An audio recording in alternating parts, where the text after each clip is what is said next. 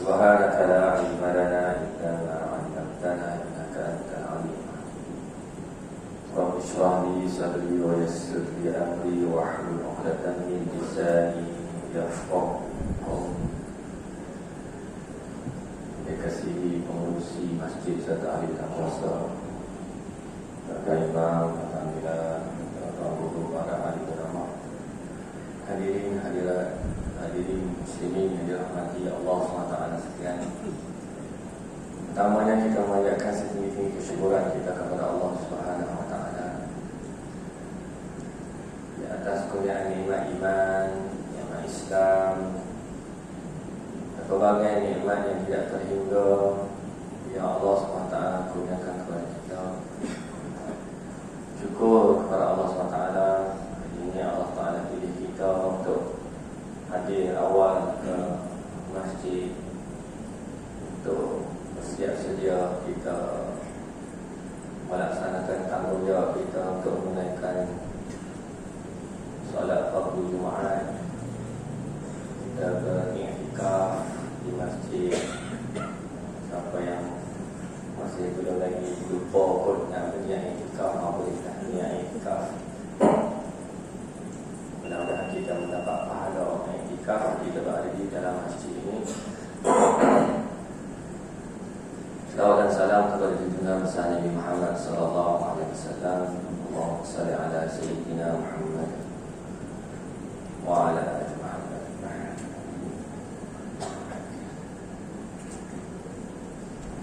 Dalam surah Ali Imran ayat 190 dan 191 Allah SWT firman, A'udzu billahi minasy syaithanir rajim. Inna fi khalqis samawati wal ardi wa ikhtilafil laili wan nahari la'ayatin liulil albab الذين يذكرون الله قياما وقعودا وعلى جنوبهم ويتفكرون في خلق السماوات والأرض ربنا ما خلقت هذا باطلا سبحانك فقنا عذاب النار. صدق الله العظيم. Surah Ali Imran ayat 190 dan 191. Maksudnya, sesungguhnya pada kejadian langit dan bumi dan pada pertukaran malam dan siang ada tanda-tanda yakni kekuasaan, kebijaksanaan dan keluasan rahmat Allah bagi orang-orang yang berakal, yaitu orang-orang yang menyebut dan mengingati Allah semasa mereka berdiri, semasa duduk, semasa berbaring mengiring, dan mereka pula memikirkan tentang kejadian langit dan bumi sambil berkata, wahai Tuhan kami, tidaklah Engkau menjadikan benda-benda ini dengan sia-sia. Maha suci Engkau, maka peliharalah kami dari azab neraka. Sallallahu alaihi wasallam. Hadirin muslimin yang dirahmati Allah SWT. Kitab Al-Quran Al-Karim secara umumnya mempunyai 3 mesej besar. Yang pertama, tauhid. Yang kedua, risalah. Dan yang ketiga, tentang hari kiamat.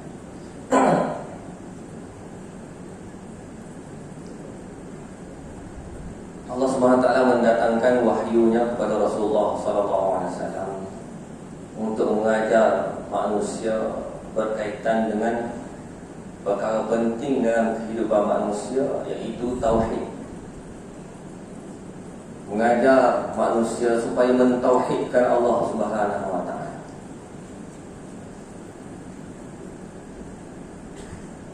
Dalam mencapai tujuan dan maksud tersebut, Allah SWT menceritakan tentang alam ini yang diciptakan oleh Allah SWT sendiri, supaya manusia yang mentauhid ke Allah SWT, manusia yang menyembah, menyeru Allah SWT, manusia yakin dengan Allah SWT ini, keyakinan dia teguh apabila melihat alam ciptaan Allah SWT. Bila Allah Ta'ala kata inna fi khalqis samawati wal ardh, dalam ayat ni cerita langit dan bumi.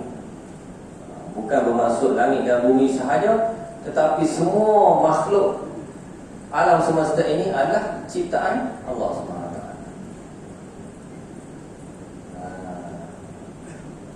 Dan apabila kita menyadari perkara tersebut, maka kita akan rasa dalam hati kita, memanglah Allah Subhanahu wa taala inilah yang layak disembah. Dia yang menciptakan segala-galanya. Inna fi khalqis samawati wal ardh, lihatlah langit dan bumi yang luas terbentang adalah ciptaan Allah Subhanahu wa taala. Dari musim cuti sekolah, mungkin ada di kalangan kita yang Allah Ta'ala melapangkan sedikit rezeki untuk bermusafir.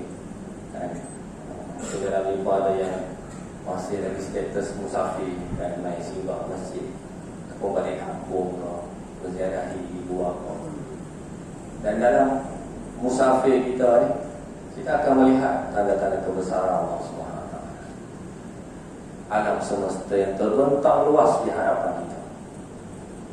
Mungkin ada di kalangan kita yang dilapangkan rezeki, boleh bermusafir keluar negara, melihat negara yang mempunyai 4 musim, melihat negara yang mempunyai struktur muka bumi, geografi, cuaca yang tak sama macam yang kita sedang hadapi setiap hari, suasana yang berbeza, melihat manusia yang berbeza dengan manusia yang kita lihat hari-hari.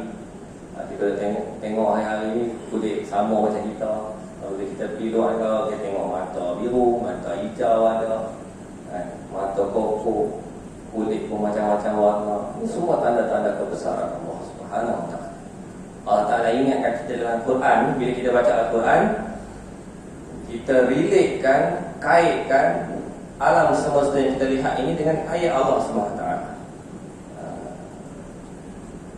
Dan jangan jadi seperti manusia yang melihat alam ini tetapi berfikir tidak berpandukan kepada wahyu. Ada juga kan yang melihat kehebatan alam semesta ini tapi tidak terpandu dengan wahyu, maka dia tidak menuju kepada mentauhidkan Allah Subhanahu wa taala. Maka lahirlah teori-teori macam-macam, teori-teori yang menyesatkan, yang mengakibatkan manusia ini tidak mentauhidkan Allah Subhanahu wa taala.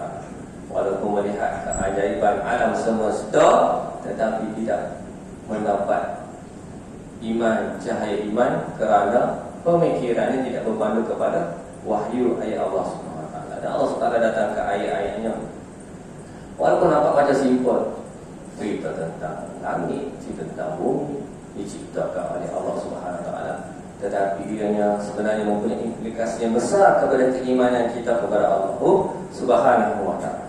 Inna fi khalqis samawati. Pada aku pula ikhtilafil laili wan nahar, pertukaran siang dan malam. Hari-hari kita tengok siang malam. Allah Ta'ala cerita dalam Quran supaya ingat pertukaran siang dan malam ini adalah tanda kebesaran Allah Subhanahu wa taala.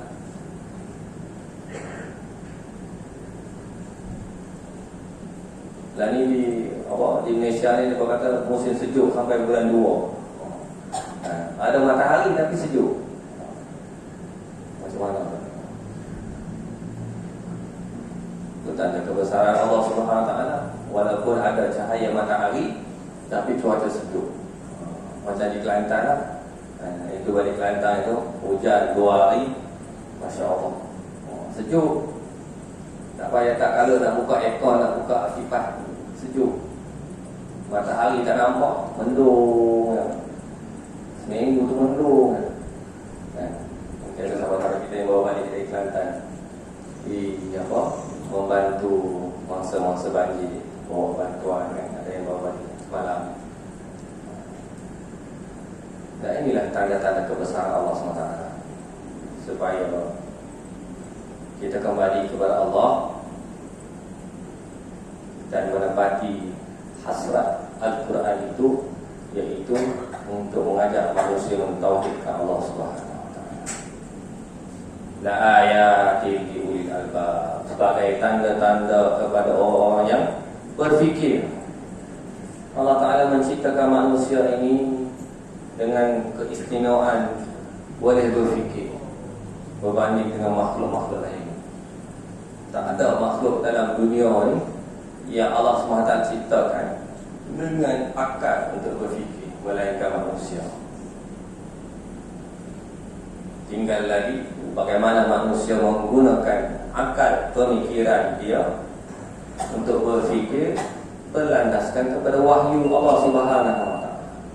Menggunakan akal pemikiran dia untuk melihat khalqis samawati wal ardh dan segala apa di antaranya, wa ma bainahuma, melihat penciptaan Allah Subhanahu wa taala ini untuk mentauhidkan Allah Subhanahu wa taala.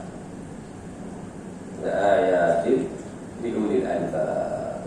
Apakah tanda orang albab ini?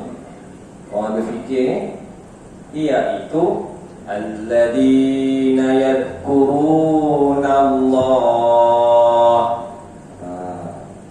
orang-orang yang menyebut dan mengingati Allah Subhanahu wa taala, mengingati Allah Subhanahu wa taala dalam berbagai keadaan sepanjang masa.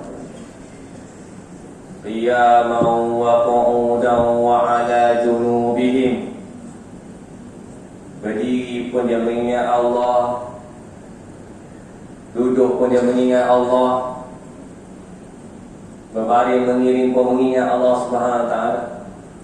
Ulama tafsir sebut ayat ini khusus ya, tentang bagaimana mengingati Allah Subhanahu wa taala dalam bersolat. Dalam solat ni dia boleh sembahyang berdiri, kalau tak ada kemampuan untuk berdiri boleh sembahyang duduk, boleh sembahyang mengiring, sentiasa mengingati Allah SWT. Dan ini adalah perkara ibadah.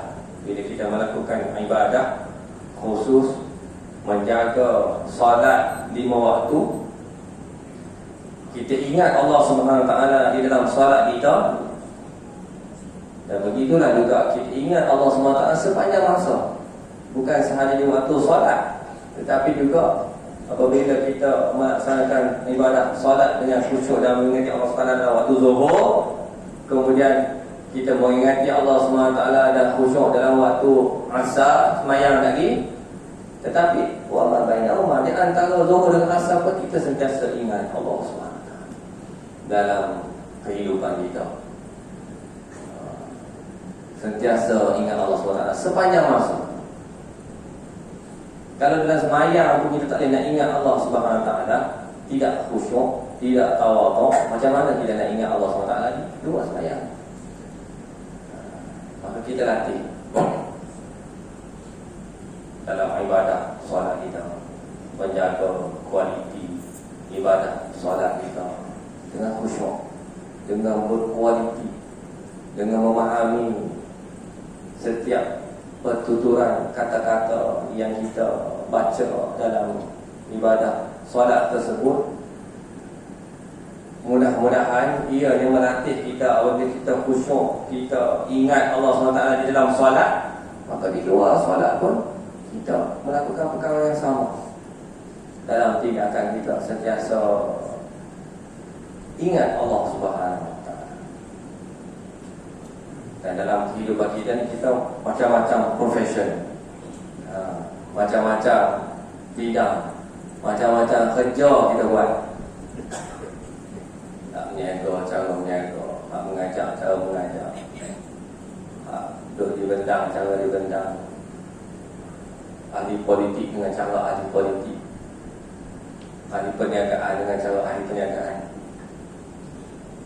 Namun hakikatnya kita semua ini adalah hamba Allah Subhanahu Wa Taala.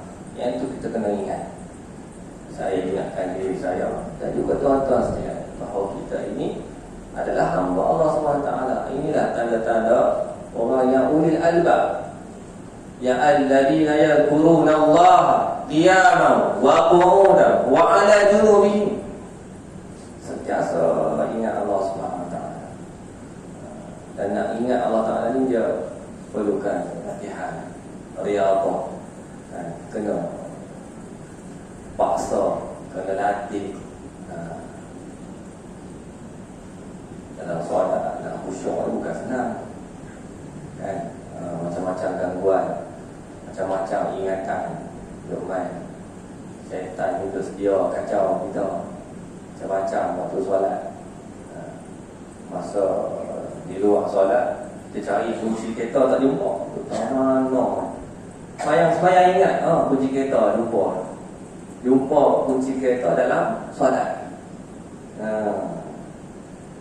Jumpa dia ingat aku tadi pergi masuk toilet, letak atas tu. Teringat waktu semayang. Itulah cabarannya. Namun demikian kita kena usahalah berlatih. Atau berapa belah tahun dah kita semayang, berapa puluh tahun dah kita semayang solat. Bagaimana keadaan kualiti solat kita? Solat wajib tambah dengan solat sunat, ibadah sunat tambahan yang kita buatlah dengan berkualiti. Kerana peluang untuk beribadah ini hanya sekali sahaja, iaitu ketika di dunia. Apabila peluang ini diambil oleh Allah Subhanahu Wa Taala, waktu itu kita tidak boleh lagi, tidak ada ruang lagi, tidak ada peluang lagi untuk menebus kembali kesalahan kita, melainkan yang dilakukan ketika nyawa masih lagi ditanggung badan. Wa yatafakkaruna fi khalqis samawati wal ardh, dan berfikir di atas penciptaan langit dan bumi. Ini antara ciri orang yang ulil albab. Yang jadi ulil albab yang pertama tadi mengingat Allah Subhanahu Wa Taala, kemudian yang kedua berfikir akan fi khalqis samawati wal ardh. Kembali kepada perkara yang kita sebut tadi tentang mentauhidkan Allah Subhanahu Wa Taala. Apabila kita berfikir melihat alam semesta yang diciptakan oleh Allah Subhanahu Wa Taala, dalil penciptaan Allah Subhanahu Wa Taala ini sangat banyak. Tak usah pergi jauh, dalil ada dalam diri kita ni pun ada dalil atau tanda kebesaran Allah Subhanahu Wa Taala sebagai pencipta dalam diri kita. Mata kita, tangan kita, kaki kita, tubuh badan kita ini tanda-tanda kebesaran Allah Subhanahu Wa Taala.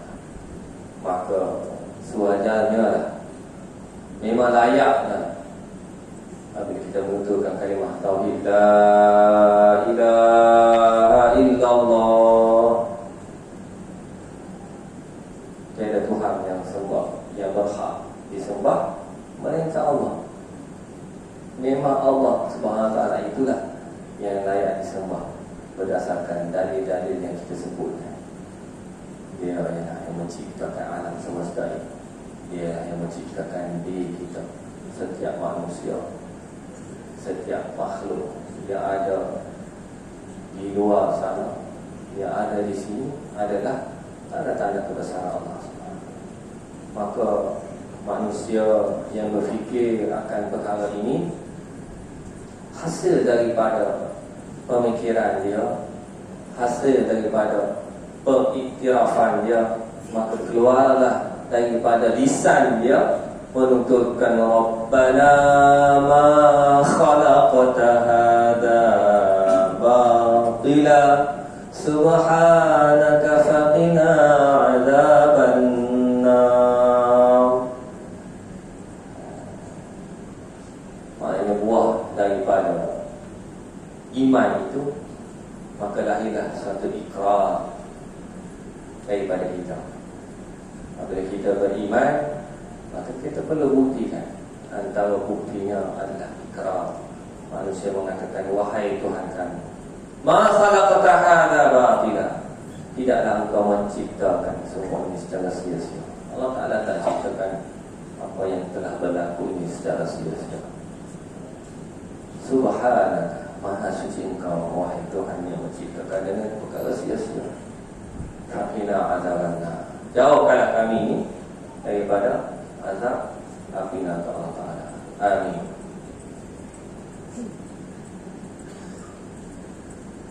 Dan inilah buah daripada iman, buah daripada tauhid. Lahirnya melalui lisan, lahirnya melalui perbuatan, amal, ibadah. Dan inilah perkara yang seringkali diungkap, dibangkitkan, diingatkan oleh para nabi, oleh para rasul, oleh para pendakwah sejak daripada zaman dahulu sampailah hari kiamat, mengajak manusia untuk mentauhidkan Allah Subhanahu wa taala. Insyaallah, mudah-mudahan dengan sedikit tazkirah daripada surah Ali Imran ayat 190 dan 191 itu, mudah-mudahan ianya memberi manfaat kepada diri yang kata-kata ini dan juga tuan-tuan sekalian. Aku berkata wa astagfirullahaladzim wa lakum. Wabillahi taufiq. Assalamualaikum warahmatullahi wabarakatuh.